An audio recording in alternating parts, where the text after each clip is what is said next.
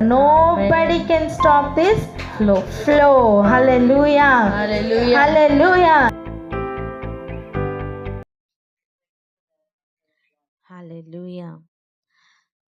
దానియేలు గారు బబులోను దేశంలో ఉన్న సమయం, నెబుకద్నెజరు రాజుగా ఉన్న కాలంలోనే దానియేలు చెరలోనికి వెళ్ళినట్టుగా చూస్తున్నాం. దాని తర్వాత మిగిలిన రాజుల కాలంలో కూడా దానియేలు అక్కడే ఉన్నట్లుగా చూస్తున్నాం కదా. రాజుల పేర్లు బెల్షజరు, దర్యావేషు, కోరేషు, ఇలా నెబుకద్నెజరు మొదలుకొని వీరందరి పరిపాలనలో కూడా ఆ సంస్థానంలో అందరితో పాటు అందరి మీద ఒక అధికారిగానే దానియేలు ఉన్నట్లుగా చూస్తున్నాం. రాజైన దర్యావేషు యొక్క పరిపాలనా కాలంలో అతని ఏలుబడిలో మొదటి సంవత్సరంలో దానియేలు గారు 70 సంవత్సరాలు కంప్లీట్ అవుతున్నాయని చూసినట్లుగా, గ్రంథముల వలన ఎరిగినట్లుగా మనం చదువుకున్నాం. అదేవిధంగా రాజైన బెల్షజర్ యొక్క పరిపాలనా కాలపు మొదటి సంవత్సరంలో దానియేలుకు కొన్ని దర్శనములు కలిగాయట. అక్కడికి వెళ్దాం రండి. దానియేలు 7వ అధ్యాయం మొదటి 2 వచనాలు. దానియేలు గ్రంథం 7వ అధ్యాయము మొదటి 2 వచనములు.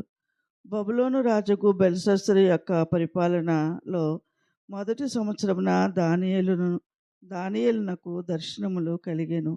అతడు తన పడక మీద పరుండి ఒక కల కని ఆ కల సంగతిని సంక్షేమముగా వివరించి వ్రాసెను.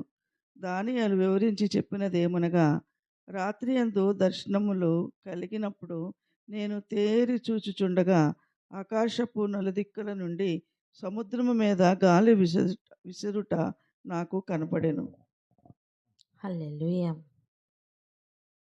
రాజగు బెల్షజర్ యొక్క పరిపాలనా కాలంలో మొదటి సంవత్సరంలోనే దానియేలుకు దర్శనములు కలుగుతున్నాయి. అతను తన పడక మీద పరుండి ఒక కల కంటున్నాడట. అప్పుడు ఆ చూసిన వాటి యొక్క సంగతులు తను రాస్తున్నట్లుగా మనం చదువుతున్నాం.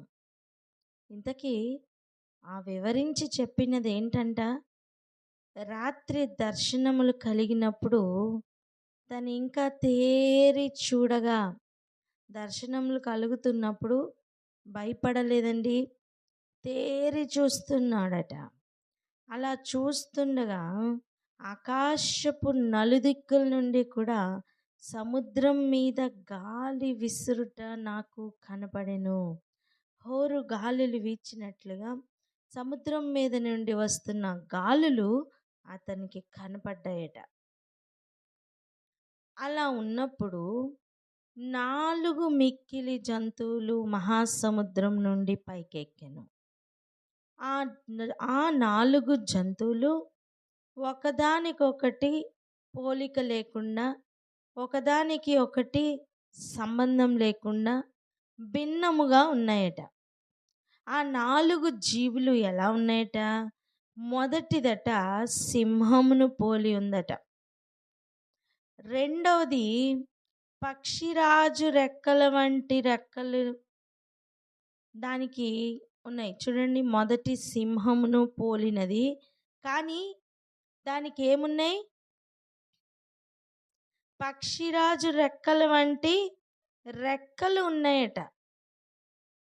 దానికి చూస్తుండగానే రెక్కలు తీయబడ్డాయి కనుక మనుష్యుని వలె అది పాదములు పెట్టుకొని నేలపైన నిలవబడెను.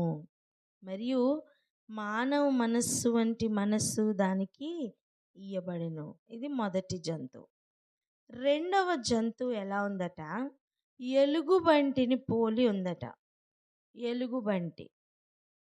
దానికి ఒక పక్కనేమో ఒక పార్శ్వము మీద పండుకొని తన నోట పండ్ల మధ్య 3 ప్రక్కటెముకలను పట్టుకొనినది. కొందరు లెమ్ము విస్తారముగా మాంసము భక్షించుటకు లెమ్మని దాంతో చెప్పుతున్నారట. మొదటిది ఎటువంటి జీవి? సింహం పోలి ఉంది. సింహానికి ఎక్కడైనా రెక్కలుంటాయా? కానీ దీనికి పక్షిరాజు రెక్కలు వంటి రెక్కలున్నాయి. మొదటిగా రెక్కలున్నాయి, కానీ చూస్తుండగానే దాని రెక్కలు తీసివేయబడ్డాయి. మరి నరికివేయబడ్డాయా, పెరిగివేయబడ్డాయా తెలీదు, కానీ అవైతే రెక్కలు తీసివేయబడ్డాయి. అర్థం, ఎగురుతున్న అనుభవం కోల్పోయిన విధంగా మనం చూస్తున్నాం. రెక్కలు ఎందుకండి? ఎగరడానికే కదా. అటువంటిది దాని రెక్కలు తీసివేసినట్లుగా చూస్తున్నాం. అంటే ఎగిరే అనుభవం ఇక లేకుండా ఉన్నది. కానీ అది ఇప్పుడు ఎలా తయారైంది? ఒక మనిషి గనక ఉంటే అలా ఎలా ఉంటుందో అలా మనిషిలాగా పాదములు పెట్టుకొని నేలపైన నిలబడినట. చూడండి, ఒక సింహం మనిషిలాగా నించుంటే ఎలా ఉంటుంది? అలా ఉందట. అంతేకాదు, మానవ మనస్సు కూడా దానికి ఇవ్వబడింది. ఇది ఒక వింతైన జీవిగానే కనిపిస్తుంది. రెండవ జీవి ఎలుగుబంటిని పోలి ఉంది. ఈ ఎలుగుబంటి ఒక పక్కకి పడుకొని 3 కొమ్ములను లేదా 3 ప్రక్కటెముకలను పండ్ల మధ్యలో పెట్టుకుని ఉందట. ఎముకలను ఎక్కడ పెట్టుకుందండి? నోటి పండ్ల మధ్య పెట్టుకుని ఉందట. కొందరు చెప్తున్నారు ఏమని?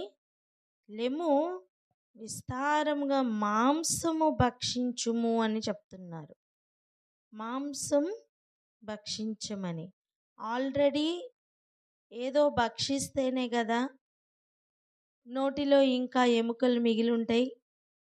ఇప్పుడు మళ్ళా చెప్తున్న మాట, విస్తారముగా మాంసము భక్షించమని.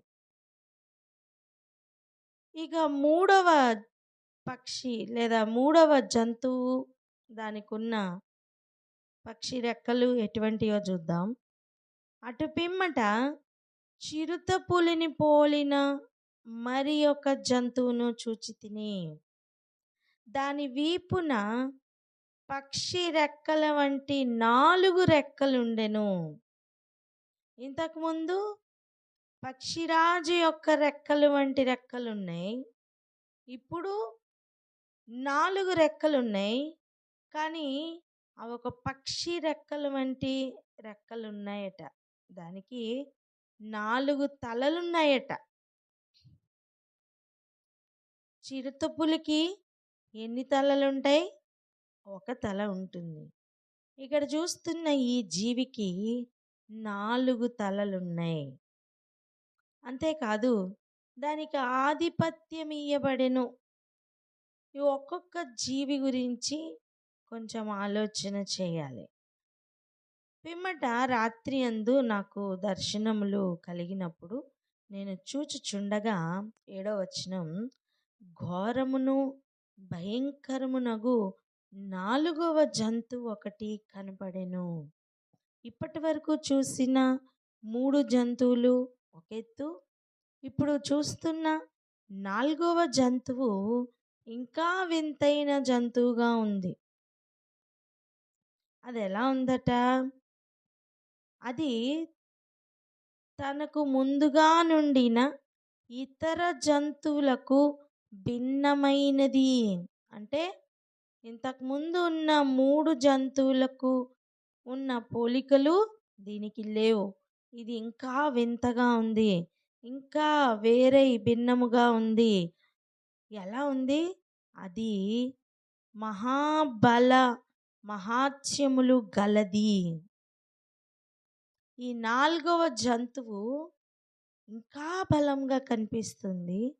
దీనికి చాలా మహాత్యములు కూడా ఉన్నాయట. దానికి పెద్ద ఇనుప దంతములు 10 కొమ్ములు ఉండెను. ఎలా ఉందండి? దానికి పెద్ద ఇనుప దంతములు ఉన్నాయి. ఇంతకుముందు వాటికి దంతములు లేవు. ఇప్పుడు దీనికి దంతములు ఉన్నాయి. ఇంకా 10 కొమ్ములు ఉన్నాయి. అది సమస్తమును భక్షించుచు తుత్తనీయులుగా చేయుచు మిగిలిన దానిని కాళ్ళ కింద అణగద్రొక్కుచుండెను. గమనించండి, ఈ జీవిని పోల్చుటకు సాధ్యపడట్లేదు.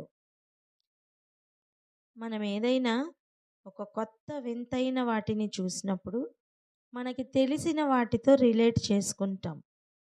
మన మైండ్ ఎప్పుడూ కూడా మనకి తెలిసిన వాటితో రిలేట్ చేసుకొని పోల్చుకొని ఒకదాన్ని ఐడెంటిఫై చేయడానికి ప్రయత్నపడుచూ ఉంటుంది.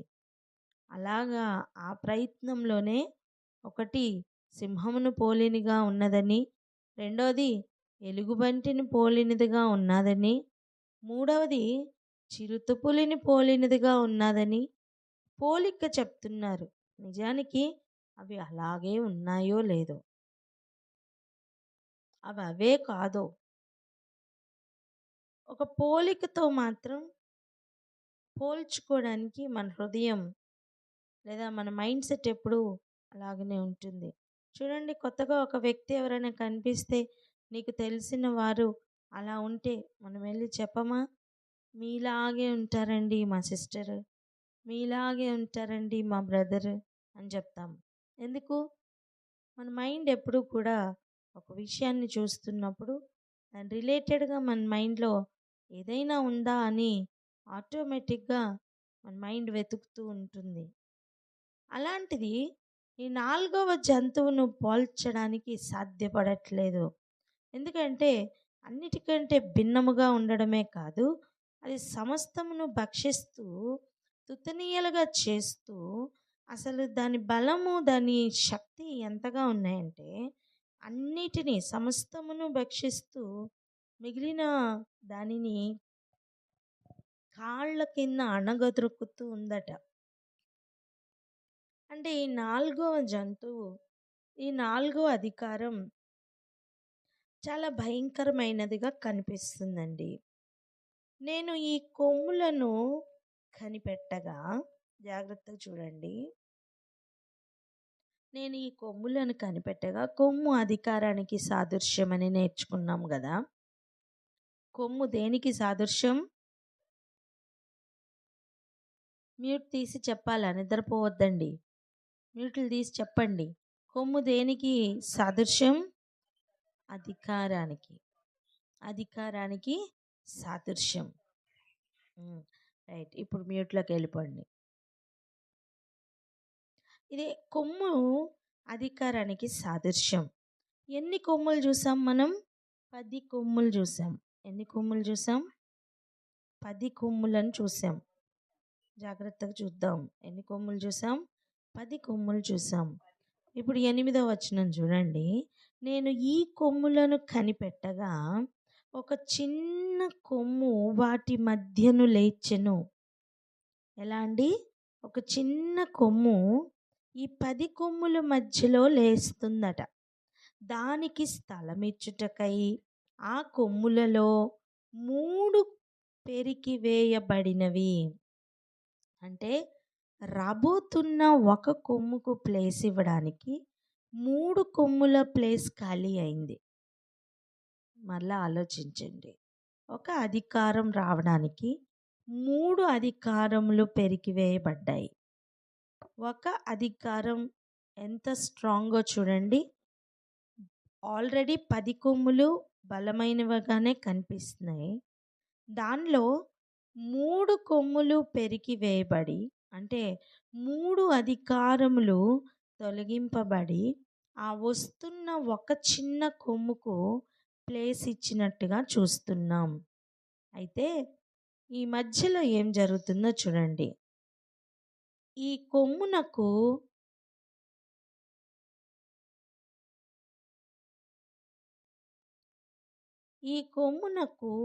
మానవుల కన్నుల వంటి కన్నులను, గర్వముగా మాట్లాడు నోరును ఉండెను. ఈ కొత్తగా వచ్చిన కొమ్ము, ఈ కొత్తగా వచ్చిన అధికారం ఎలా ఉందట? మానవుల కన్నులు దానికి ఉన్నాయి, గర్వముగా మాట్లాడే నోరు దానికి ఉంది. ఇక కొద్ది సమయంలో ఇదేంటో మనకు అర్థమవబోతుంది. ఇక సింహాసనములను వేయుట చూచితిని. మహావృద్ధుడొకడు కూర్చుండెను.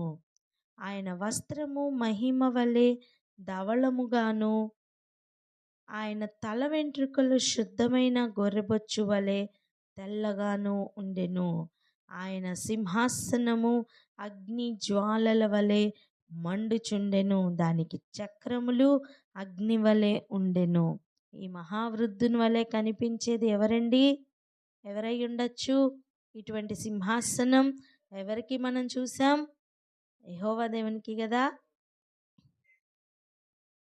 అగ్ని వంటి ప్రవాహము ఆయన యొద్ద నుండి ప్రవహించుచున్నదట. వేవేల కొలది ఆయనకి పరిచారకులు ఉన్నారట. కోట్ల కొలది మనుష్యులు ఆయన ఎదుట నించున్నారట. తీర్పు తీర్చుటకై గ్రంథములు తెరవబడ్డాయట. దాని అర్థం, ఈయన చూస్తున్న ప్రతి దర్శనం దేనికి సంబంధించినది? అంత్యకాల సంభవములు. హల్లెలూయా. బెల్షజరు అనే రాజు మనకి ఎలా గుర్తుంచుకోవాలంటే, మెనే టెకెల్ గుర్తుందా? మెనే టెకెల్ అని మానవ హస్తం వంటి హస్తం దేవుని చేత ఎవరికి అర్థం కాని వ్రాత రాయిస్తే, దానియేలు వచ్చి అక్కడ చదివి అదేంటో చెప్పినట్లుగా, రాజా నీవు తక్కెడలో తూచబడినప్పుడు తేలిపోయావు అని చెప్పినప్పుడు వింటున్న రాజే కదా ఈ బెల్షజరు. అటువంటి ఆ రాజు యొక్క మొదటి సంవత్సరంలోనే దానియేలు ఈ దర్శనములను చూస్తున్నాడు. అన్నీ ఒకదాని తర్వాత ఒకటి రాసేటప్పుడు మనకు ముందుది వెనక, వెనకది ముందుగా అనిపించవచ్చు. కానీ ఒకసారి ఆలోచించండి. అంత్యకాల సంభవములు దానియేలుకి బెల్షజర్ కాలంలోనే చూపించారండి. ఆల్రెడీ నెబుకద్నెజర్ కాలంలోనే కొంత చెప్పారు, బెల్షజర్ కాలంలో మళ్ళీ చెప్పారు, దర్యావేషు కాలంలో మళ్ళీ చెప్పారు, అభిషిక్తుని గురించి చెప్పలేదా? చెప్పారు. కోరేషు కాలంలో మళ్ళీ చెప్పారు. చివరికి అయ్యా ఇవన్నీ ఎప్పుడు జరుగుతాయి అని అడిగినప్పుడు, ఇవన్నీ అంత్యకాలంలో జరుగుతాయి, నువ్వైతే నీ వరసలను ఉంటావు, వీటిని ముద్రించు అని చెప్పారు. ఇన్ని చూస్తుండగా నాకు అర్థం కావట్లేదు అని అడిగినప్పుడు, తనకి గ్రహింపచేయు శక్తిని అనుగ్రహించడానికి దేవుడు గాబ్రియేల్నే పంపించినట్లుగా మనం చూస్తున్నాం. ఎక్కడ ఉన్నాం అనేది కాదు, ఎక్కడి నుంచైనా సరే దేవునితో సంబంధం కలిగి ఉండొచ్చు. బబులోన్లో ఉన్నానండి, నాకు ప్రార్థన అవ్వట్లేదండి అని అనలా అండి దానియేలు. బబులోన్లో ఉన్నాడు కాబట్టి ఇంకా రోజుకు ముమ్మారు ప్రార్థన చేసే అనుభవంలోకి వెళ్ళిపోయాడు దానియేలు. పరిస్థితులు ఎంత వ్యతిరేకంగా వచ్చాయంటే, సింహాల బోన్లో పడవేయడం అంటే ప్రాణమును తీస్తామని చెప్పడమే కదా. బెదిరింపు చర్యలు మాత్రమేనా? కాదు. నిజానికి సింహాల బోన్లో పడవేసేశారు. అయినా సరే అయినా సరే తన ప్రార్థన జీవితంకు ఏ డిస్టర్బెన్స్ రాకుండా చూసుకున్నాడు దానియేలు. అంటే మొదటి ఇంపార్టెన్స్ తన ప్రార్థన జీవితానికి ఇచ్చినట్టుగా చూస్తున్నాం. మొదటి ఇంపార్టెన్స్ ఎప్పుడైతే ప్రార్థనకి ఇచ్చాడో, మొర ఎప్పుడైతే తన దగ్గర నుండి వెళ్తూ ఉందో, ఆశ ఎప్పుడైతే కిటికీ తెరుచుకొని యెరూషలేం గురించే ఆశపడుతున్నాడో, నేను అంటాను, భూమి మీద ఉన్న యెరూషలేం గురించి ఆశ పెట్టుకుంటే పరమ కనాను లేదా పరమ యెరూషలేం గురించిన సంగతులు, దాని కొరకు జరగనయుంటున్న సంభవములు అన్నిటినీ కూడా దేవుడు తనకి వివరించి చూపించినట్లుగా మనం గ్రహిస్తున్నాం. ప్రకటన గ్రంథంలో ఇచ్చినంత అంత్యకాలపు వివరణ ఇంక ఏ గ్రంథంలోని అంతగా ఇవ్వలేదు. కానీ ఇవన్నీ కూడా దానియేలుకు దర్శన రూపంగా చూపించేశారు. ప్రకటన గ్రంథ సంభవాలు దానియేలు గారికి దర్శన రూపముగా చూపించారు. ఈ 4 జీవులు కూడా 4 అధికారములకే సూచన. ఎంత పక్షిరాజు వంటి రెక్కలున్నా, పక్షిరాజు వలె కనిపిస్తున్నా, అది పక్షిరాజు సంబంధించిన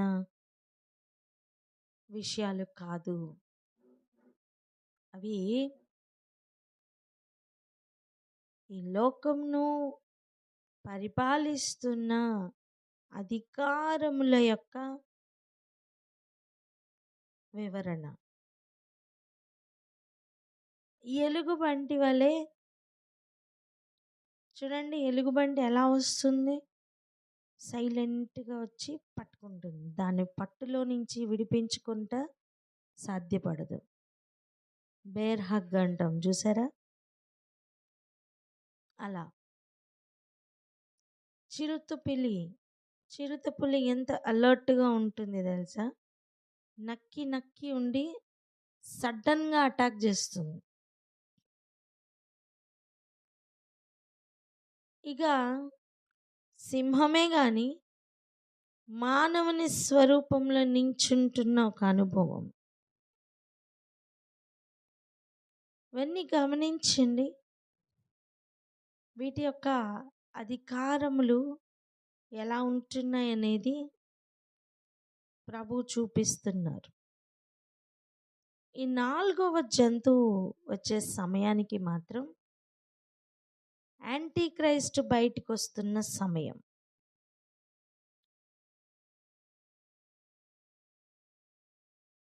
మనం మహాబబులోను గురించి చదివేటప్పుడు 10 కొమ్ములు గురించి చదివాం. అది ఆ 10 కొమ్ములు ఈ 10 కొమ్ములు ఒకటే. ఆ 10 కొమ్ములు ఈ 10 కొమ్ములు ఒకటే.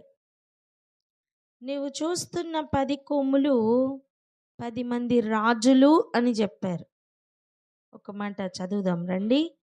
ప్రకటన గ్రంథం 17వ అధ్యాయం 11వ వచనం చూడండి.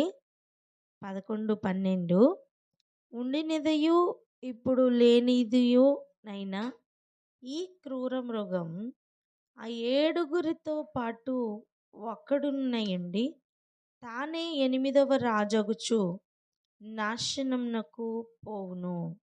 నీవు చూచిన 10 కొమ్ములు 10 మంది రాజులు. వారు ఇది వరకు రాజ్యమును పొందలేదు, కానీ ఒక గడియ క్రూర మృగముతో కూడా రాజుల వలె అధికారం పొందుదురు. వీరు ఏకాభిప్రాయము గలవారై తమ బలమును అధికారమును ఆ మృగమునకు అప్పగింతురు. వీరు గొర్రెపిల్లతో యుద్ధము చేతురు, కానీ గొర్రెపిల్ల ప్రభువులకు ప్రభువును రాజులకు రాజునై ఉన్నందునను, అంతేనా, తనతో కూడా ఉండిన వారు పిలువబడిన వారై ఏర్పరచబడిన వారై నమ్మకమైన వారై ఉన్నందునను ఆయన ఆ రాజులను జయించును. హల్లెలూయా. ఈ 10 మంది రాజులను గొర్రెపిల్లతో యుద్ధము చేస్తారట. అంటే గొర్రెపిల్లతో యుద్ధం అంటే గొర్రెపిల్ల ఎవరు? యేసు ప్రభు. యేసు ప్రభుతో యుద్ధము చేస్తున్నారు అంటే వారు యేసు ప్రభు తరపు వారా? కాదు. యేసు ప్రభు తరపు వారైతే యుద్ధం ఎందుకు చేస్తారండి? కానీ వారికి సింహం లాంటి పోలిక ఉంది. చూడండి, ముందు చెప్పిన జంతువుల పోలిక చూడండి, సింహంలాగా కనిపిస్తే యూదా గోత్రపు సింహం అని మోసపోకమ్మా. పక్షిరాజు రెక్కల వంటి రెక్కలు ఉంటాయి, అయితే ఆహాహా పక్షిరాజే కదా అనుకొని మోసపోవద్దు. దాని ఒరిజినాలిటీ ఎటువంటివి అంటే చిరుతపుల్ని పోలి, ఎలుగుబంటిని పోలి, అంటే వాటి యొక్క రాజ్యం మనం గుర్తుపట్టగలం. అవి అధికారములే, వాటికి సింహాసనములు ఉన్నాయి, కానీ వాటి అధికారం నీకు పాజిటివ్ సైడ్ నుంచి వచ్చాయా, నెగిటివ్ సైడ్ నుంచి వచ్చాయా నువ్వు గుర్తుపట్టగలుగుతావు. హల్లెలూయా. ఈ కొమ్ముల మధ్యన ఒక చిన్న కొమ్ము మొలవడానికి 3 కొమ్ములు తొలగింపబడిన సమయం, చావు దెబ్బ తగిలినట్టుగా ఉండి మరలా బాగుపడిన ఒక అనుభవం అక్కడ కనిపిస్తూ ఉంటుంది. వాడు ఆ రాజు అంత్యక్రీస్తుకు పోలికగా ఉంటున్నాడు. ఇక సింహాసనములు వేసినట్టుగా చూస్తున్నాం. చూడండి, తీర్పు తీర్చుటకై గ్రంథములు తెరవబడ్డాయట. 11వ వచనం, 7వ అధ్యాయం దానియేలు 11. అప్పుడు నేను చూచుచుండగా ఆ కొమ్ము పలుకుచున్న మహాగర్వపు మాటల నిమిత్తం వారు ఆ జంతువును చంపినట్టు కనపడెను. తరువాత దాని కళేబరములు మండుచున్న అగ్నిలో వేయబడెను. మిగిలిన ఆ జంతువుల ప్రభుత్వం తొలగిపోయిను. సమయం వచ్చు వరకు అవి సజీవుల మధ్యను ఉండవలనని ఒక సమయము, ఒక కాలము వాటికి ఏర్పాటాయెను. రాత్రి కలిగిన దర్శనంలోను నేను ఇంకా చూచుచుండగా ఆకాశ మేఘారూఢుడై మనుష్య కుమారుని పోలిన ఒకడు వచ్చి ఆ మహావృద్ధుడగు వాని సన్నిధి నుండి ప్రవేశించి ఆయన సముఖమునకు తేబడెను. ఈ దర్శనములు చూచుచుండగా లేదా చూస్తున్న సమయానికి మనుష్య కుమారుడు వచ్చారా? రాలేదు. మనం చదువుతున్న ఈ రోజుకి మనుష్య కుమారుడు భూమి మీదకి వచ్చారా లేదా? వచ్చి ఉన్నారు. అంటే ఊరికనే ఇవేవి రాయలేదని అర్థం. హల్లెలూయా. ఒక మాట చెప్పనా, ఇక్కడ చెప్పబడిన ప్రతిదీ కూడా అలంకార రూపంగానే చెప్పినప్పటికీ ఒక్కొక్కటి భూమి మీదకి ఇంట్రడ్యూస్ అయిపోతూ ఉన్నాయి. మనుష్య కుమారుడు ఇంట్రడ్యూస్ అయ్యాడా లేదా? అలాగనే ఈ అధికారములన్నీ కూడా ఆల్రెడీ భూమికి ఇంట్రడ్యూస్ అయిపోతూ ఉన్నాయి. ఇక మనం చాలా స్పీడ్గా ఈ కాలంలో కదులుతున్నట్టుగా మనం చూస్తాం.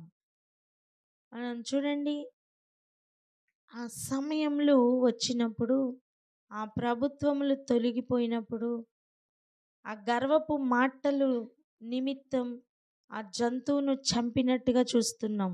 ఒక సెంటెన్స్లో రాసేశారు. కానీ ఈ గర్వపు మాటలు మాట్లాడుతూ ఈ 4వ జీవి ఏదో తెలుసా? ప్రకటన గ్రంథంలో రాయించిన 13వ అధ్యాయంలో ఉన్న అధికారమే ఈ 4వ జీవి. ఇంకా ఎలాబరేటెడ్గా రాస్తూ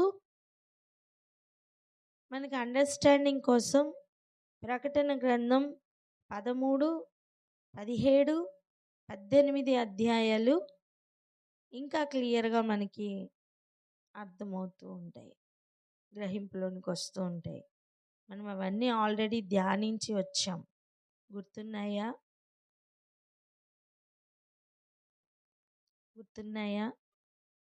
హల్లెలూయా. ఇంకా చూడండి, ఇంకొంచెం చదువుకుందాం. 14వ అధ్యాయం, 7వ అధ్యాయం 14వ వచనం నుండి. సకల జనులను, రాష్ట్రములను మ్యూట్లో పెట్టుకోండి. ఆయా భాషలు మాట్లాడు వారును ఆయనను సేవించున్నట్లు ప్రభుత్వమును, మహిమయు, ఆధిపత్యమును ఆయనకి ఇయ్యబడెను. ఎవరికి ఇయ్యబడెను? మనుష్య కుమారునికి ఇచ్చారు. ఈ వచనాలన్నీ మనం ప్రకటన గ్రంథం 12వ అధ్యాయంలో చూడగలుగుతాం. పరలోకంలో ఉండకుండా శత్రువును పూర్తిగా పడగొట్టిన తర్వాత రాజ్యము, బలము, పదవి, అధికారము, రక్షణ అన్నీ కూడా మన ప్రభువు అవుతున్నట్లుగా మనం చూసుకుంటున్నాం. ఇక చూడండి, ఇక్కడ చెప్తున్న మాట, ఆయన ప్రభుత్వము శాశ్వతమైనది, అది ఎన్నటికీ తొలగిపోదు. ఆయన రాజ్యం ఎప్పుడునూ లయము కాదు. ఇక లయము కాని రాజ్యము ఇక ఆయన స్థాపించబోతున్నారు. ఈ విషయాన్ని నెబుకద్నెజర్కి చూపించిన చేతి సహాయం లేని చిన్న రాయి, అది వచ్చి పాదముల మీద కొడుతున్న సమయం రాజ్యములన్నీ కూడా కూలిపోయినట్లుగాను, ఈ రాయి సర్వభూతలమంతా పెద్దదిగా అయిపోయిన ఒక రాయిగాను, ఒక కొండ వలె కనిపిస్తుంటే అది దేవుని రాజ్యమని చెప్పబడింది. అది ఎన్నటికీ తొలగిపోదట. ఇప్పుడున్న పదవీ కాలంలాగా 5 సంవత్సరాల పదవీ కాలం కాదండి. ఒకసారి చూడండి, రాజకీయ నాయకులు కూడా రాబోతున్న కాలంలో ఎవరు గెలుస్తారో చూసుకొని షిఫ్ట్ అయిపోతూ ఉంటారు. 5 సంవత్సరాల పదవి కోసమే వారు అంతగా ఆలోచించి షిఫ్ట్ అవుతున్నప్పుడు, యుగ యుగాలు రాజ్యము చేయబోతున్న సింహాసనములు ఆల్రెడీ సిద్ధపరచబడి ఉంటున్న ఈ రాజ్యంలో చేరడం కోసం ఇంకెందుకు ఆలోచన?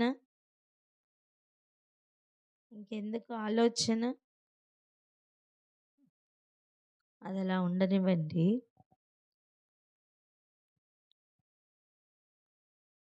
నాకు కలిగిన దర్శనములు నన్ను కలవరపరచుచున్నందున, 15వ వచనం, దానియేలును నేను నా దేహములో మనోదుఃఖము గలవాడనైతిని.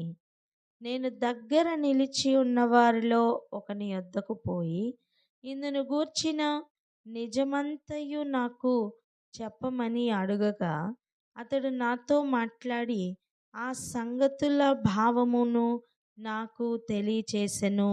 ఎట్లనగా, ఏంటంట ఆ చూసిన సంగతుల యొక్క భావం? ఇప్పుడు చదువుతున్నాం చూడండి, 17వ వచనం. ఎట్లనగా, ఈ మహాజంతువులు 4 ఉండి లోకమందు ప్రభుత్వము చేయబోవు నలుగురు రాజులను సూచించుచున్నది. అప్పుడు ఇవన్నీ ఏంటి? అధికారములు. చెప్పండి, ఇవన్నీ ఏంటి? అధికారములు.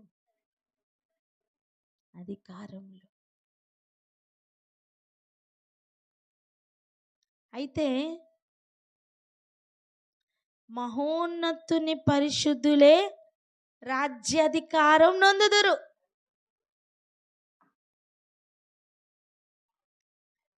వింటున్నారా? ఈ నలుగురు అధికారం చేస్తారు, కానీ నిజమైన అధికారం ఎవరు పొందుతారు అంటే మహోన్నతుని పరిశుద్ధులే. సర్వశక్తుడు వేరు, మహోన్నతుడు వేరు. మహోన్నతుడే మనుష్య కుమారునిగా, అద్వితీయ కుమారుడే మనుష్య కుమారునిగా యేసు ప్రభు. ఆయన పరిశుద్ధులే ఈ రాజ్యము పర్మనెంట్గా పొందబోతున్నారండి. ఇది ఒకనాటి ప్రణాళిక కాదు. ఆయన ఉద్దేశంలో అర్థమవ్వాలి, ఆయన నిర్ణయం అర్థమవ్వాలి, ఆయన పిలుపు ఏర్పాటు అర్థమవ్వాలి. ఆయన యొక్క సంగతులు ఒక రోజుకు సంబంధించినవి కాదు అంటున్నాను నేను. ఒక పూటకు సంబంధించినవి కాదు. అందుకే ఒక్క పూట కూటి కొరకు పడిపోయిన ఎదోము ఆయనకి ఇష్టం లేదండి. అమ్మో, అలా అయితే మనమందరం ఎక్కడ నిలబడగలం? నిలబెట్టయ్యా అని వేడుకుంటూ నిలబడాలి. వారి యుగ యుగములు, యుగాంతముల వరకు రాజ్యమేలుదురు. హల్లెలూయా. ఇనుప దంతములను ఇత్తడి గోర్లును గల ఆ 4వ జంతువు సంగతి ఏమైనది అని నేను తెలుసుకొన గోరితిని. ఈ 4వ జంతువు చాలా డిఫరెంట్గా కనబడ్డది కదా. దాని సంగతి ఏంటట? అది అన్నిటికీ భిన్నమును మిగుల భయంకరమునై సమస్తమును పగలగొట్టుచు మృంగుచు మిగిలిన దానిని కాళ్ళ కింద అణగద్రొక్కుచు నుండెను. ఈ 4వ రాజ్యం చాలా భయంకరంగా ఉంది. మనం చదువుకున్నాం చూసారా? ప్రకటన గ్రంథం 13వ అధ్యాయంలో 17వ అధ్యాయంలో చదువుకున్నాం చూసారా? మహాబబులోను అని. అదే ఈ రాజ్యం, అదే ఈ అధికారం. దానికి గర్వపు మాటలు మాట్లాడే నోరుంది, దేవదూషణలు చేస్తున్న నోరుంది. పరిశుద్ధులను హింసించడానికి దేవుడు కొంతకాలం దానికి అధికారం ఇచ్చేస్తారు. 3.5 సంవత్సరముల పాటు దాని దుష్టత్వంను అది పూర్తి స్థాయిలో భూమి మీద వినియోగించబోతుంది. కానీ దాని అధికారం ఎంతవరకు? కొంతకాలమే. కాలములు అర్ధకాలం మాత్రమే, 3.5 సంవత్సరములు మాత్రమే. పరిశుద్ధుల ఓర్పు, విశ్వాసం పరీక్షకు లోనవుతున్న సమయం. మరియు 20వ వచనం, దాని తలలపైనున్న 10 కొమ్ముల సంగతి ఏంటి అని అడిగాడట. అప్పుడు గ్రహింపజేయువాడు చెప్పుతున్న సంగతి చూడండి. కన్నులను లేదా కొమ్ములను కొట్టివేసి కన్నులను గర్వముగా మాట్లాడు నోరుగల ఆ వేరగు కొమ్ము సంగతియు, అనగా దాని కడమ కొమ్ముల కంటే బలం కలిగిన ఆ కొమ్ము సంగతియు విచారించి తిని. 21, ఈ కొమ్ము పరిశుద్ధులతో యుద్ధము చేయుచు వారిని గెలుచున్నదాయెను. అది అండర్లైన్ చేసుకోండి. ఈ కొమ్ము పరిశుద్ధులతో యుద్ధము చేసే కొమ్ము. ఇప్పుడు చూడండి ప్రకటన గ్రంథం 13వ అధ్యాయం 13:7 వచనం చూడండి. మరియు పరిశుద్ధులతో యుద్ధము చేయను, వారిని జయింపను, దానికి అధికారం ఇయ్యబడెను. 6 చూడండి. కనుక దేవుని దూషించుటకును, ఆయన నామమును, ఆయన గుడారమును, పరలోక నివాసులను దూషించుటకును అది తన నోరు తెరచెను. ఇది పరిశుద్ధులను దూషిస్తుందండి నోరు. ఈ నోరు పరిశుద్ధులను దూషిస్తుంది.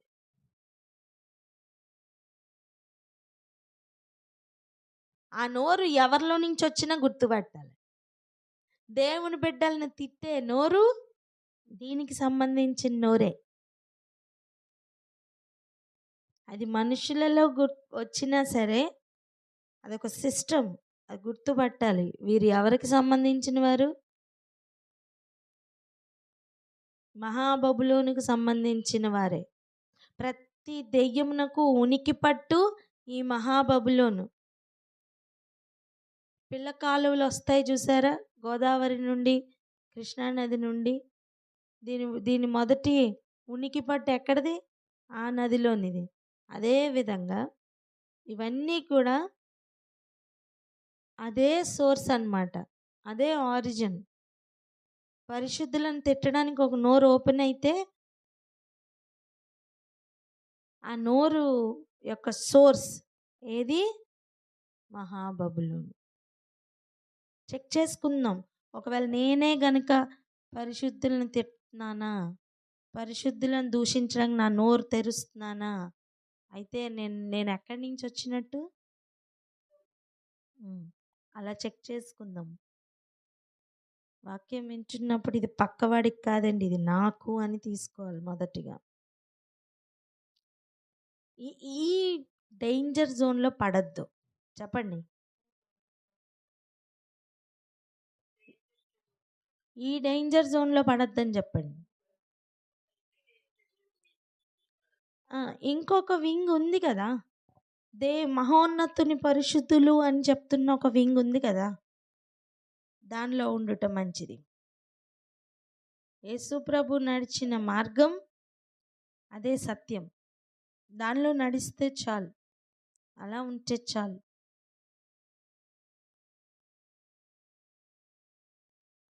ఇరవై 21వ వచనం చూడండి. ఈ కొమ్ము పరిశుద్ధులతో యుద్ధము చేయును.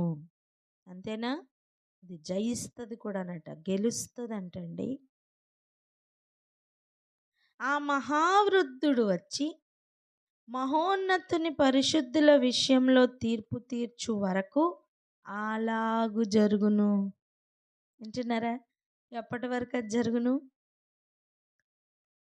తీర్పు వరకు జరుగును. అంటే అర్థం, ఇది జరుగుతున్న సమయం తీర్పు రెడీ అని అర్థం.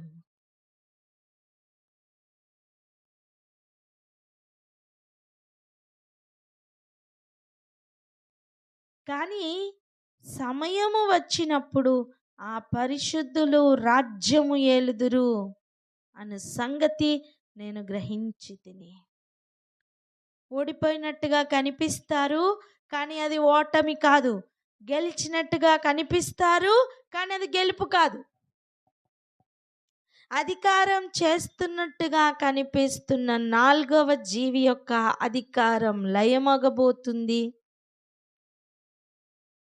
లయమైపోతున్నట్టుగా కనిపిస్తున్న పరిశుద్ధులు అధికారం చేయబోతున్నారు. ప్రాణం దక్కించుకున్నవాడు పోగొట్టుకోబోతున్నాడు, పోగొట్టుకున్నవాడు దక్కించుకోబోతున్నాడు. శ్రమ పొందినవాడు శ్రమ పెట్టబోతున్నాడు, శ్రమ పెట్టినవాడు పొందబోతున్నాడు. రాజ్యములు అన్నీ కూడా తల్ల క్రిందులు కాబోతున్నాయి. ఓర్పు విశ్వాసం దీనిలో కనబడబోతుంది. నేను అడిగిన దానికి ఆ పరిచారకుడు ఈలాగు చెప్పెను. 23వ వచనం. ఆ 4వ జంతువు లోకంలో తక్కిన ఆ 3 రాజ్యములకు భిన్నమగు ఆ 4వ రాజ్యమును సూచించుచున్నది. అది సమస్తమును అణగద్రొక్కును, పగలగొట్టును, లోకమంతయు భక్షించును. ఇది మహాబబులోను తప్ప వేరొకటి కాదండి.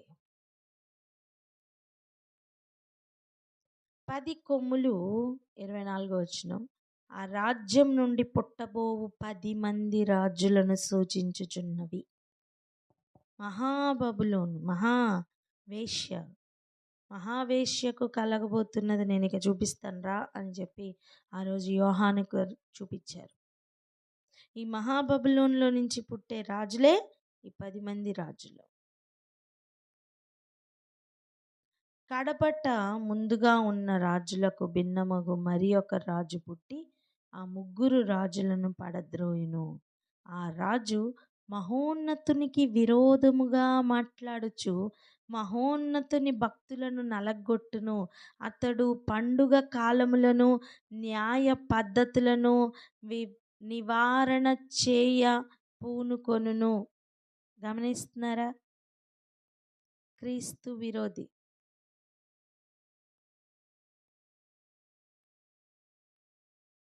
క్రీస్తు విరోధి. దెవరు? క్రీస్తు విరోధి అండి.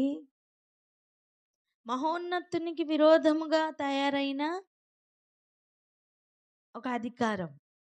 మీకు గుర్తుందా? చావు దెబ్బ తగిలినట్టుండి ఉన్న వానికి ఆది ఘట సర్పము తన రాజ్యం, తన అధికారం, తన బలం అన్నీ ఇచ్చినట్టుగా చూసాం.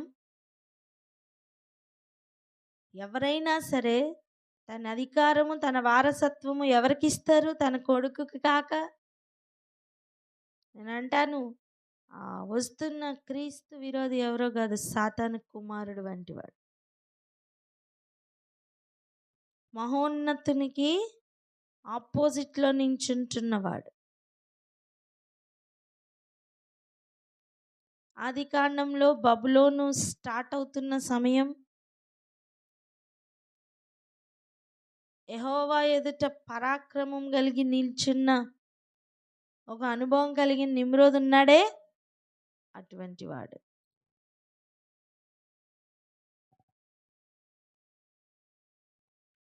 అతడు చేస్తున్న పని ఉన్న పండుగ కాలాలన్నిటినీ ఆపేస్తాడు, నివారిస్తాడు. ఆరాధన మొత్తం ఆపేస్తాడు. ఇప్పుడు ఎవరిని ఆరాధించాలి? వానినే ఆరాధించమని ఒక రూల్ రాబోతుంది అన్నమాట.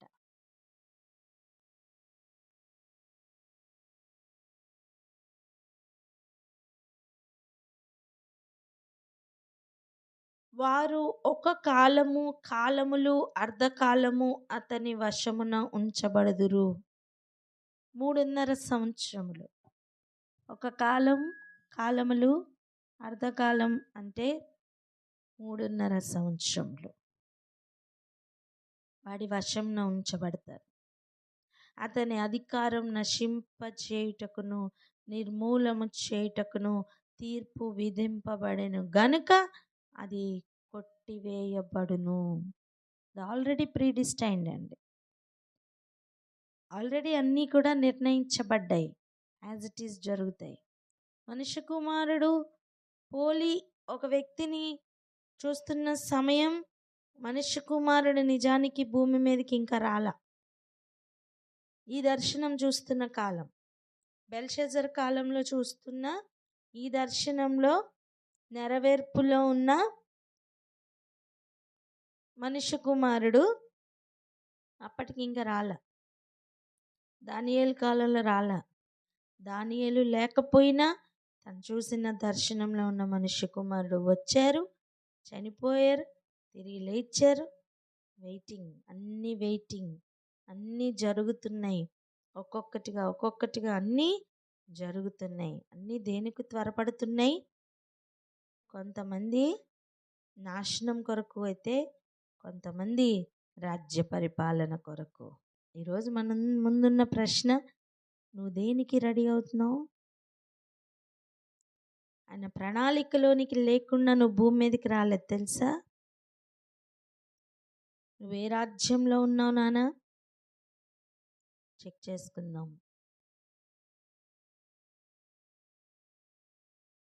27వ వచనం, ఆకాశమంతటి క్రిందనున్న రాజ్యమును, అధికారమును, రాజ్య మహాత్యమును మహోన్నతుని పరిశుద్ధులకు చెందును. జ్ఞానం కలిగి మహోన్నతుని పరిశుద్ధుని జాబితాలో ఉంటే మంచిది. ఎందుకంటే రాజ్యము పొందబోతున్న వారు వారే. రాజ్యమును పొందబోతున్న వారు ఎవరు? మహోన్నతుని పరిశుద్ధులు అని చెప్పండి.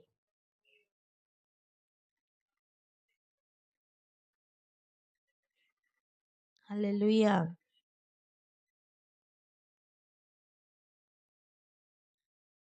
ఆయన రాజ్యము నిత్యము నిలుచును, అధికారులందరూ దానికి దాసులై విధేయులగుదురు.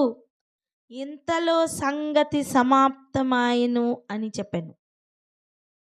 దానియేలును నేను విని మనస్సునందు అధికమైన కలత గలవాడినైతిని. అందుచేత నా ముఖము వికారమాయెను. అయితే ఈ సంగతి నా మనస్సులో నుంచుకొంటిని.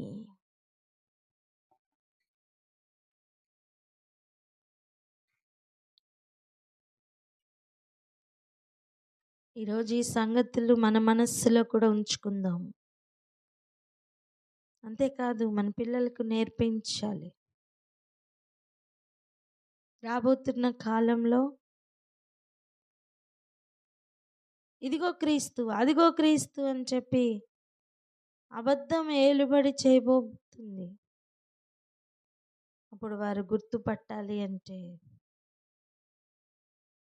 ఈరోజు మనకి ఈ సంగతులు తెలియాలి. ఏ మూల నుంచి వచ్చినా మరలా విషయం ఎక్కడ కనెక్ట్ అవుతుంది? మహాబబులోనికే కనెక్ట్ అవుతుంది. చూడండి,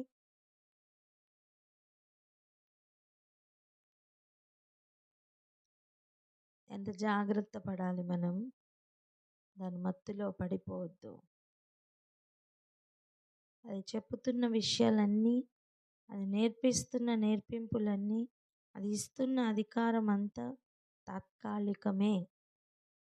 మహోన్నతుని పరిశుద్ధులే రాజ్యాధికారులు అవ్వబోతున్నారు. ఒక మాట చెప్పున, నీకు ఏదైనా అధికార దాహం ఉన్నా